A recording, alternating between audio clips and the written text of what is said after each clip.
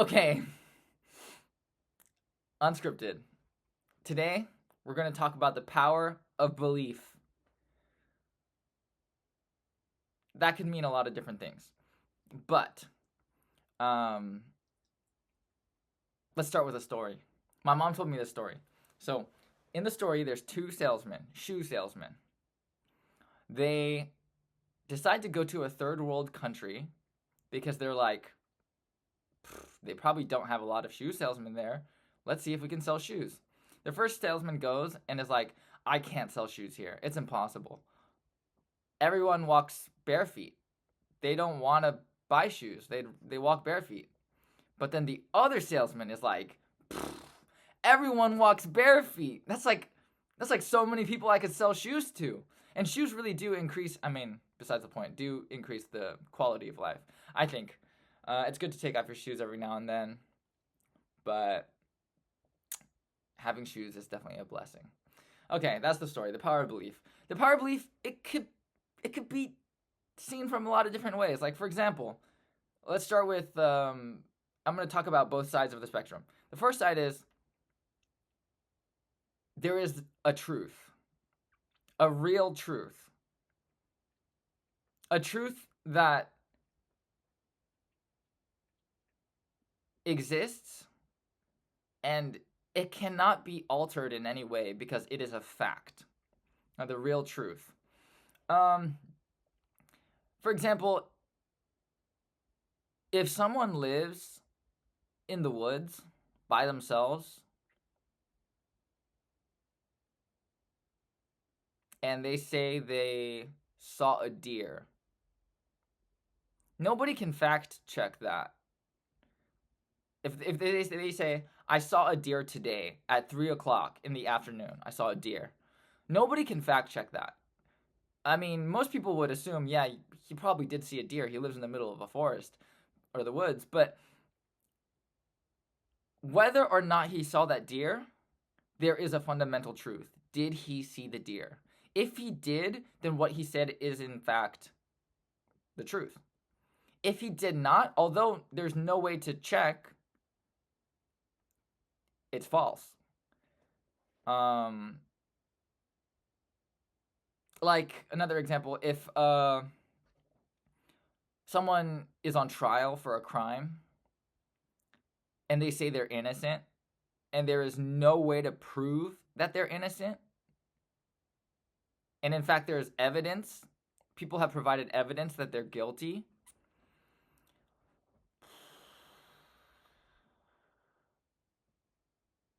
it's tough. But the real truth exists.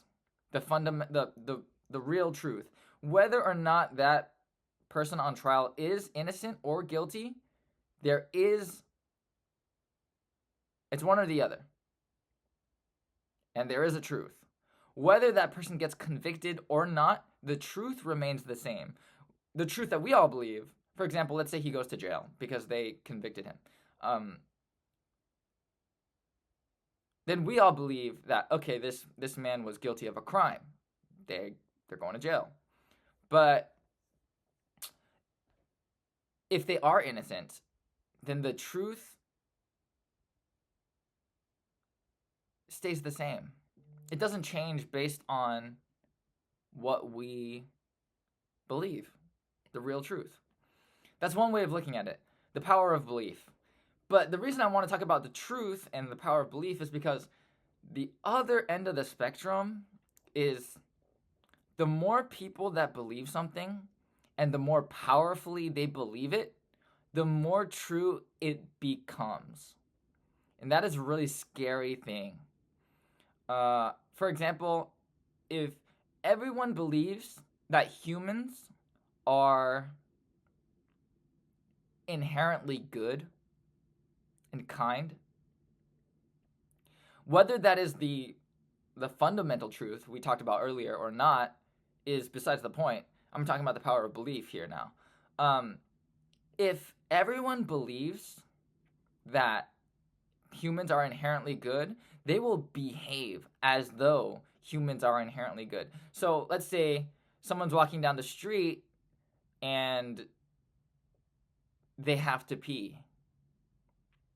And this is like a really small, this is like not a life or death thing at all. They have to pee. They can't find a bathroom, so they pee in the back alley of a bar or something like that. Yeah. And fairly inconsequential. I mean, the pee will evaporate. It might have a smell for a couple days, but it's nothing heinous. But let's say they believe that people are fundamentally bad. Then they'll be like, everyone pees in alleys. I'm just gonna pee in this alley and not care. But if they believe humans are fundamentally good, then they might think twice before relieving themselves. Small example. Now that one's more of a law-abiding. I said if we believe humans are inherently good. So let's say another one. Someone sees someone else in need. This one's crazy. This one's tough.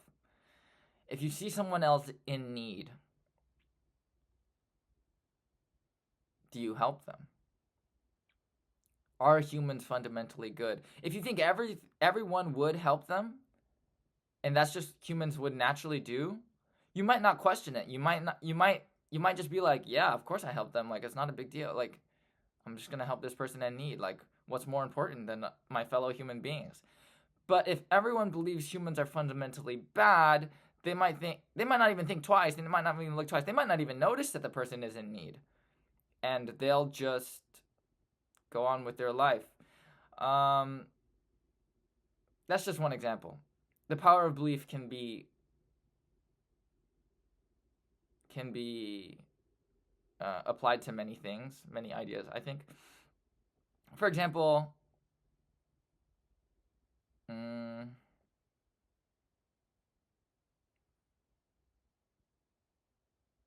I wanted to say Santa Claus. That's one of those things where, okay, let me just talk about it. If everyone believes Santa Claus is real, I mean, obviously the adults don't believe Santa Claus is real, but if all the children believe Santa Claus is real, it perpetuates the belief that there is somebody who lives in the North Pole and flies over every Christmas and brings presents.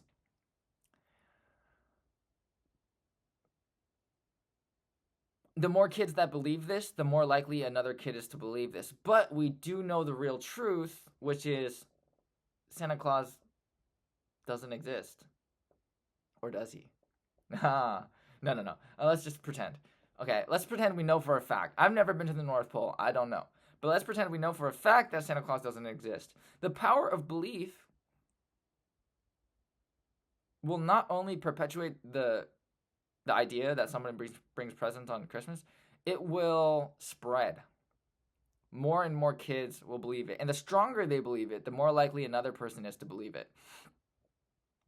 Another good example is religion, which is kind of sketchy for me to say. But I think whether religion is true or not, like, because Santa Claus, we know, at least it's pretty easy for us to, like when we saw our parents giving us presents, we're like, okay, we know it's our parents. Santa Claus isn't real. But God or Buddha or whatever, or Allah, we don't know if they exist. For sure. We might have a bunch of proof saying that they do exist or they don't exist, but we can't know for certain.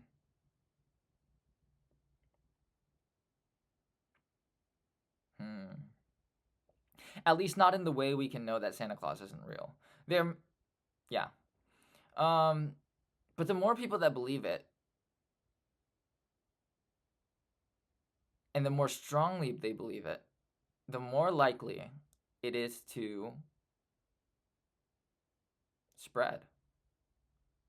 And sometimes that's a good thing, and sometimes that's not. Not any religion is without its faults. Because after all, religion is made by humans, and humans are flawed to begin with. That's just my personal belief. So anything we make is gonna have some kind of flaw in it. Not that that's a terrible thing. Um, yeah, the power of belief.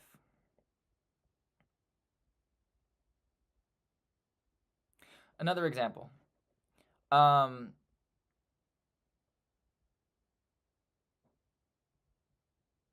Rappers and musicians in general, any kind of art. If someone makes a painting and like they paint a painting and nobody likes it, it's not gonna sell. If no one backs it up, it's not gonna sell. If they're completely unknown, it's not gonna sell. But if a lot of people like it, it might sell. If someone who's really famous backs it up, it might sell. Or if the person is already very famous, it might sell. That's the weird thing about art. And let's say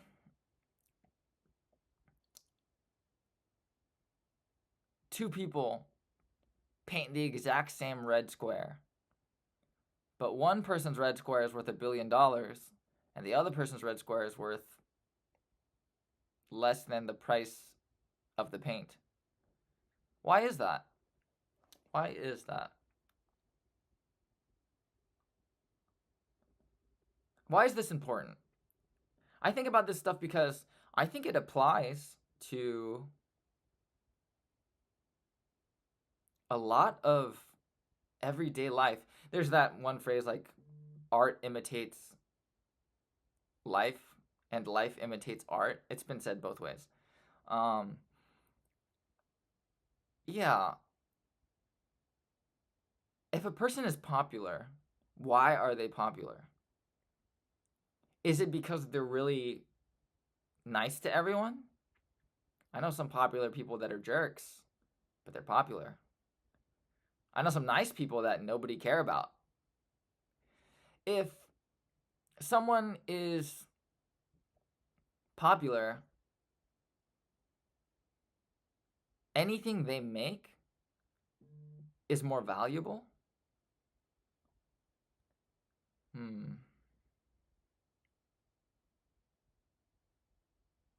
And if they have a track record of, let's say, selling art, if they've sold two paintings for $1 million each, the third painting is much more likely to be priced at around $1 million if it looks about the same or the same kind of style. I think about these things because every little interaction, let's say you go to the grocery store and you talk to the person at the register. You know absolutely nothing about each other. Well, I mean, they can guess some things based on your appearance, and you can definitely know that they work in a grocery store. But besides that, you don't know if they're rich. You don't know if they're working in a grocery store just to, fill up the time in the day. You don't know anything about them. If that grocery store person had a really good interaction with the last customer, like they're laughing and when they say goodbye, they're mutually more happy, you're much more likely to treat this person, this person working the cashier or the cash register, you're much more likely to treat them better because someone previously treated them better. Like that painting I was talking about. Like if it was priced at $1 million, the next one is probably going to be around $1 million.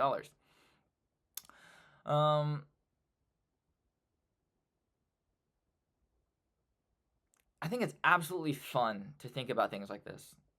It makes me happy to think about stuff like this. Or at least it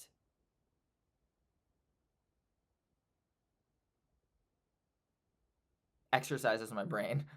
But I think it's terrible to think about these things as you go about your daily interactions. Um, if I start thinking, because it's dangerous, If I start thinking,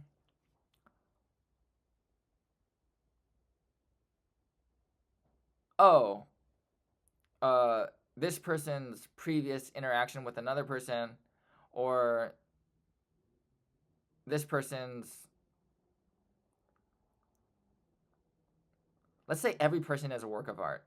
This person's work of art is valued at this high, so I have to treat them with this level of respect. I think it becomes very um what's the word? Transactional. Every every little micro expression even becomes transactional. And I feel like life is like that nowadays. It's like, how much do you give to this relationship? Um if if you don't give as much as they think they're giving you, then the relationship either ends, or one of the sides will kind of back down.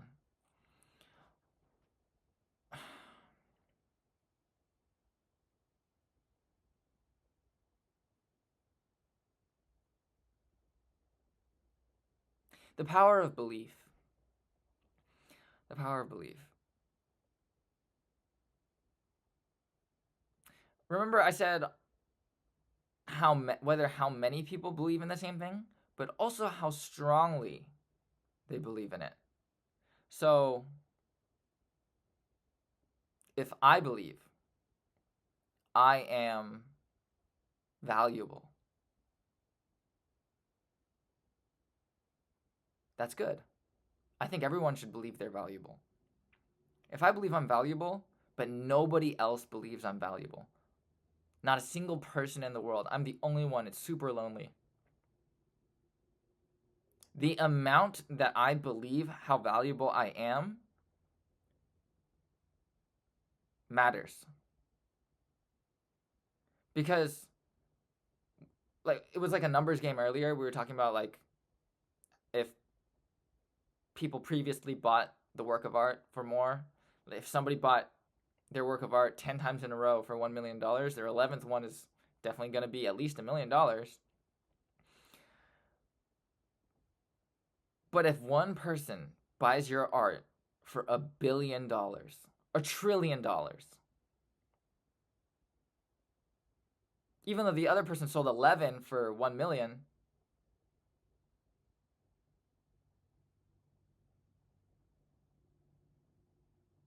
there's power. There's power in how much you believe in something. So if you're starting out any kind of venture, any venture, business, art, creative, rational, any kind of venture in your life, the amount that you believe in something matters. I mean, yeah, it sounds cheesy, I guess. But the amount you believe in something changes the way you speak. And then it changes the way you act. And then it becomes real. And then if one more person besides yourself believes that you are valuable, your value is through the roof. I mean, let's not even talk about like the double digits. If you have 10 people that believe you're valuable, that's crazy.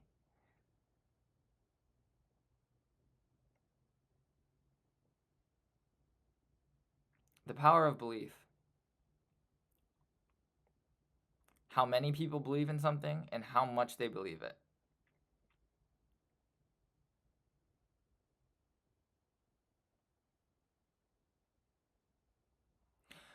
I feel like I covered most of the points. It was off script. I could have said more, but I just wanted to say it's not.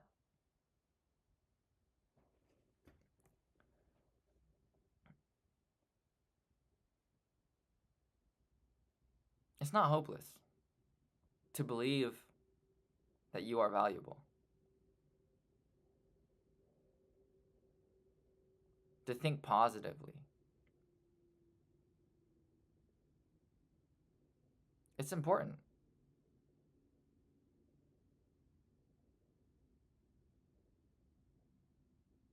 I hope you're able to think good things about yourself and then feel good things because you think good things about yourself. And then when you're feeling good going about your day, you'll have a good day. The power of belief.